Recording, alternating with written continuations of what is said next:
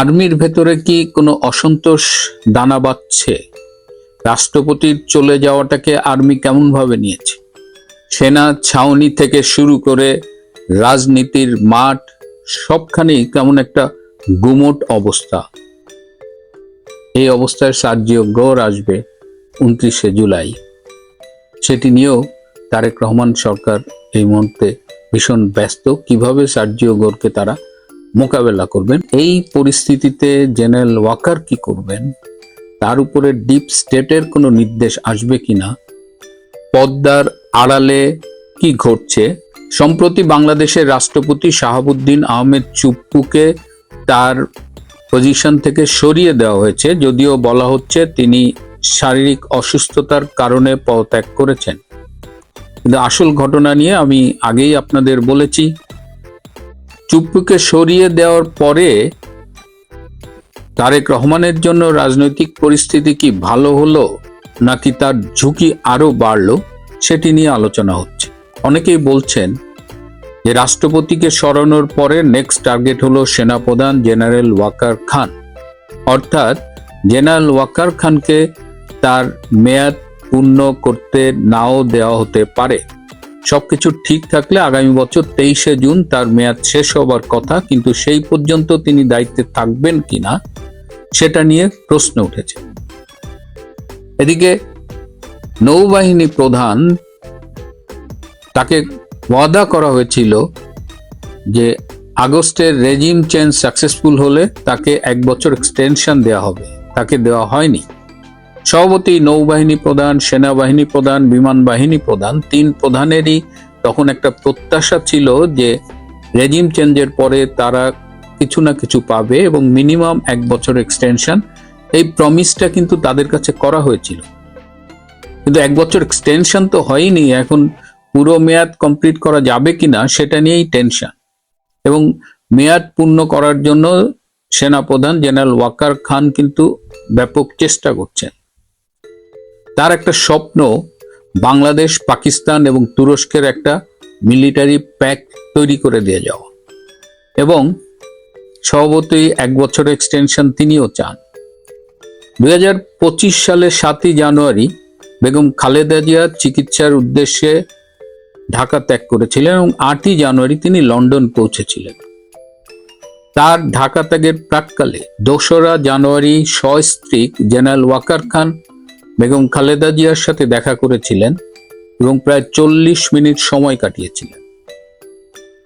এই সময়ে জেনারেল ওয়াকার খান টেলিফোনে তারেক রহমানের সাথে কথা বলেছিলেন এবং তখন খালেদা জিয়া তারেক রহমানকে বলেছিলেন যে ওয়াকার খুব ভালো ছেলে, ওয়াকারকে যেন সে দেখে রাখে এবং ওয়াকার তাদের পক্ষে অনেক সাপোর্টিং কাজ করছে।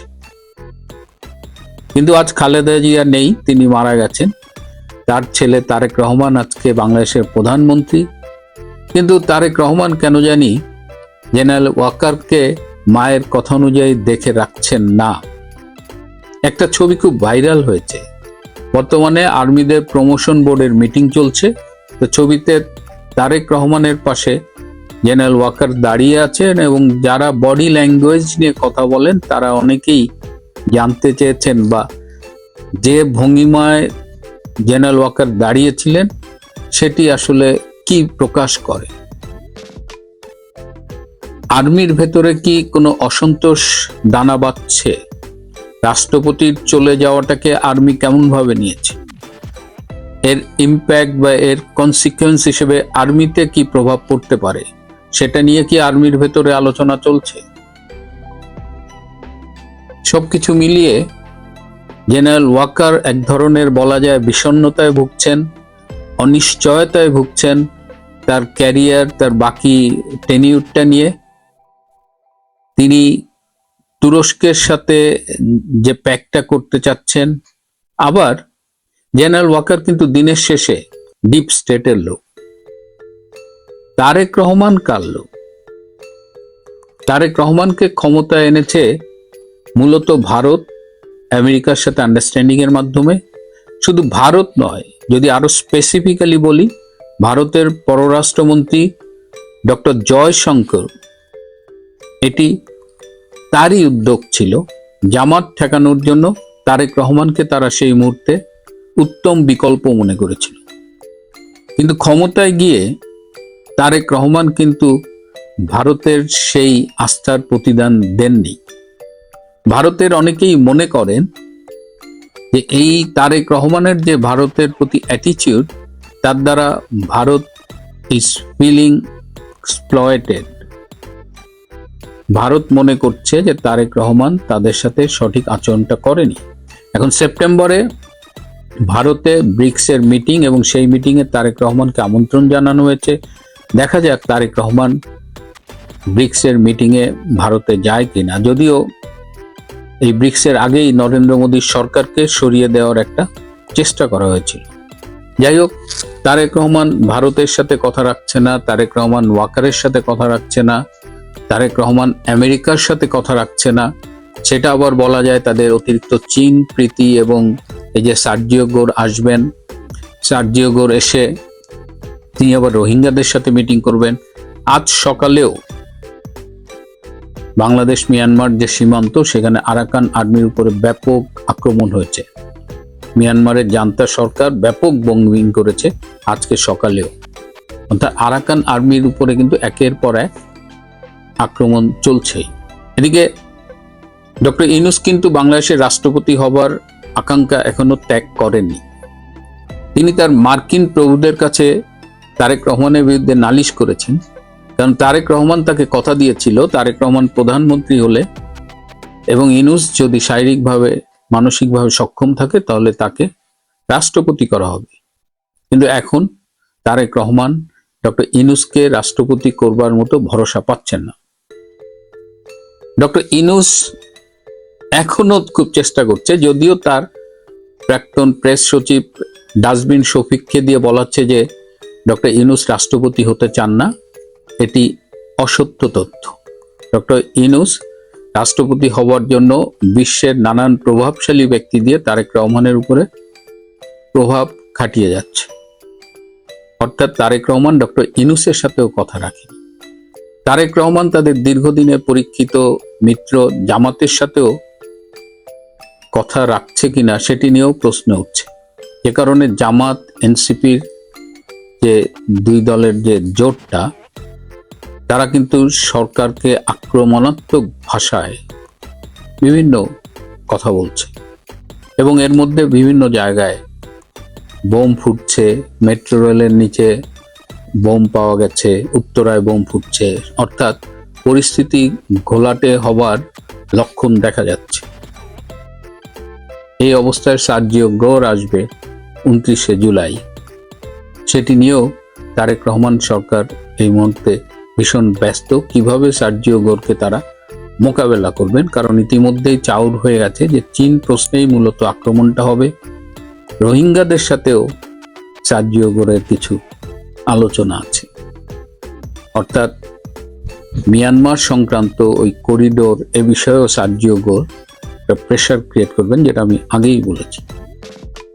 এবং এই পরিস্থিতিতে জেনারেল ওয়াকার কি করবেন, তার উপরে ডিপ স্টেটের কোনো নির্দেশ আসবে কিনা সেটাও কিন্তু ভেবে দেখতে হবে।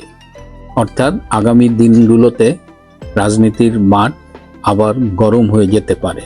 কদিন আগে আমি বলেছিলাম যে বিদেশ সফর সংক্ষিপ্ত করে নির্ধারিত সময়ের আগেই বাংলাদেশে ফিরবেন বাংলাদেশের পররাষ্ট্রমন্ত্রী ডক্টর খলিলুর রহমান। তিনি আজকে খুব ভোরে, মানে কাল রাত 12টার পরে তিনি ফিরে এসেছেন এবং ফিরে এসেই তিনি ব্যস্ত হয়ে পড়েছেন। কারণ আগামী 29শে জুলাই বাংলাদেশ সফরে আসছেন ভারতে মার্কিন রাষ্ট্রদূত এবং মধ্য ও দক্ষিণ এশিয়ায় আমেরিকার প্রেসিডেন্ট ডোনাল্ড ট্রাম্পের বিশেষ দূত সার্জিও গোর। এই সার্জিও গোরের বাংলাদেশ সফর নিয়ে কিন্তু বেশ আলোচনা শুরু হয়ে গেছে। তার 2 দিনের সফর সূচি ইতিমধ্যেই চূড়ান্ত করা হয়েছে। তার মধ্যে রয়েছে তিনি সংখ্যালঘু সম্প্রদায়ের সাথে বসবেন। 3 এলাকার সংখ্যালঘু সম্প্রদায়ের নেতারা তার সাথে বসবেন। একটি হলো উখিয়া, টেকনাফের কাছে, আরেকটি হলো চট্টগ্রাম, আরেকটি হলো সাতক্ষীরা। তিনি প্রধান 3টি রাজনৈতিক দলের সাথে বৈঠক করবেন। তিনি আওয়ামী লীগের প্রতিনিধি দলের সাথে বৈঠক করবেন, বিএনপির প্রতিনিধি দলের সাথে বৈঠক করবেন এবং জামাত, এনসিপি তাদের একসাথে করে তাদের সাথে বৈঠক করবেন। নিঃসন্দেহে বাংলাদেশে একটি ইনক্লুসিভ পলিটিক্যাল এনভায়রনমেন্ট নিয়ে তিনি কথা বলবেন। আওয়ামী লীগের কার্যক্রমের উপরে নিষেধাজ্ঞা এটি তুলে নেওয়া, বাংলাদেশে গণতান্ত্রিক চর্চা, এই বিষয়গুলো নিয়ে তিনি কথা বলবেন। আওয়ামী লীগের প্রতিনিধি দল তার সাথে সরাসরি নাকি ভার্চুয়ালি মিট করবে, এ বিষয়টি এখনো ফাইনাল করা হয়নি। এছাড়া তিনি বাংলাদেশ ব্যাংকের একজন এক্স গভর্নর, একজন প্রাক্তন অথবা বর্তমান বিচারপতি এবং একজন শিক্ষাবিদের সাথে বসবেন। সুশীল সমাজের সাথে তিনি বসবেন, 3 জন প্রতিনিধির সাথে তিনি বসবেন। তিনি 5 জন সাংবাদিক প্রতিনিধির সাথে বসবেন। এই সাংবাদিকদের মধ্যে রয়েছেন হত্যা মামলার আসামিরা। 2 দিন তিনি খুব কর্মব্যস্ত সময় কাটাবেন। যদি সব মিটিংগুলো কভার না করতে পারে তাহলে হয়তো তার সফর কয়েক ঘন্টা বাড়তে পারে। এই সফরের খুব গুরুত্বপূর্ণ কিছু বিষয় রয়েছে। এটি একটি স্রেফ কূটনৈতিক সফর নয়, বরং তারেক রহমানের জন্য হয়তো খুব কঠিন কিছু বার্তা নিয়ে আসবেন। ইতিমধ্যেই আমাদের প্রধানমন্ত্রী তারেক রহমান তার বিভিন্ন কার্ড ভিত্তিক কর্মসূচির জন্য কার্ড বাবা উপাধি পেয়েছেন, অনেকেই রসিকতা করে বলেন। এবার সার্জিও গোর আমাদের কার্ড বাবা প্রধানমন্ত্রীর জন্য কি কার্ড নিয়ে আসছে। তার এক পকেটে শুনেছি হলুদ কার্ড থাকবে, আর এক পকেটে নাকি লাল কার্ড থাকবে। বাংলাদেশ সরকার বিশেষ করে তারেক রহমান ক্ষমতায় যাবার পরে পররাষ্ট্র নীতিতে এমন কিছু পদক্ষেপ নিয়েছেন যা আমেরিকাকে ক্ষুব্ধ করেছে।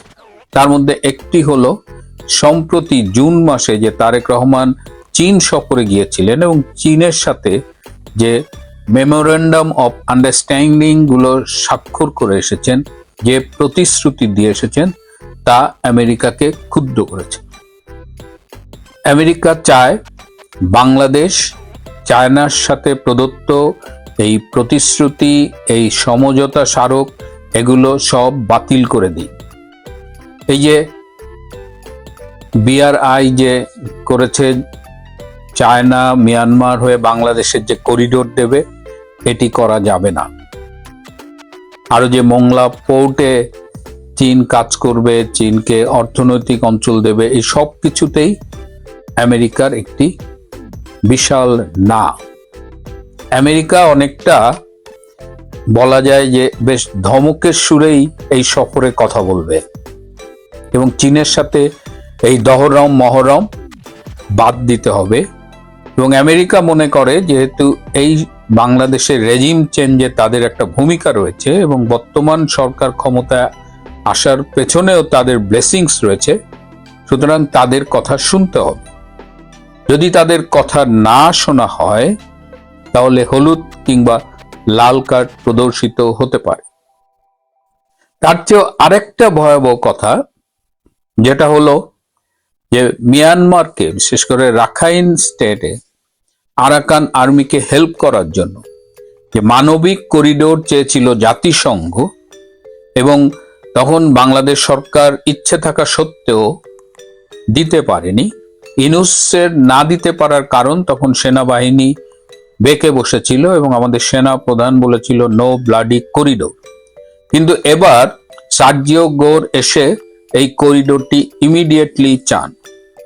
আপনারা জানেন যে এই বাংলাদেশ মিয়ানমার সীমান্তে আরাকান আর্মি কিন্তু ব্যাপক মার খাচ্ছে। তারা যে 2 বছর আগে বেশ এগিয়ে গিয়েছিল, রাখাইন রাজ্যের অনেকখানি দখল করেছিল, সেখানে অধিকাংশ জায়গা থেকে তারা পিছু হটেছে এবং তারা প্রতিদিন মিয়ানমারের জান্তা বাহিনীর হাতে নাকাল হচ্ছেন। তো এই অবস্থায় সার্জিও গোর এসে বাংলাদেশের সরকারকে বলবে যে এই করিডোরটা ইমিডিয়েটলি দিতে হবে। এবং এই করিডোর দেওয়ার পথে কিছুটা জলপথ পড়ে, সেই জলপথে একটা ভাসমান সেতু বসাতে হবে এবং এই সেতু বসাতে খরচ হবে $1.2 মিলিয়ন এবং সেটি বাংলাদেশকেই দিতে হবে। জরুরি ভিত্তিতে আমেরিকার থেকে এই ভাসমান সেতু কিনে বসাতে হবে যাতে এই করিডোর ফুললি ফাংশন করতে পারে। এখন তারেক রহমান সরকার কি করবে? এই সব কিছু মেনে নেবে? তারেক রহমান সরকার আবার এই বাংলাদেশ, পাকিস্তান, তুরস্ক এটা একটা সামরিক চুক্তির মতো করার কথা ভাবছে। এই যে আমাদের সেনা প্রধান, তিনি জাস্ট ফিরলেন তুরস্ক থেকে 5 দিনের সফর শেষে, এবং সেখানেও এই বাংলাদেশ, টার্কি, পাকিস্তান একটা মিলিটারি ট্রিটি নিয়ে আলোচনা হয়েছে। এটাও কিন্তু সার্জিও গোর বলবেন স্টপ। এই ট্রিটি বা এই সামরিক সম্পর্কটা আমেরিকা ভালো চোখে দেখছে না।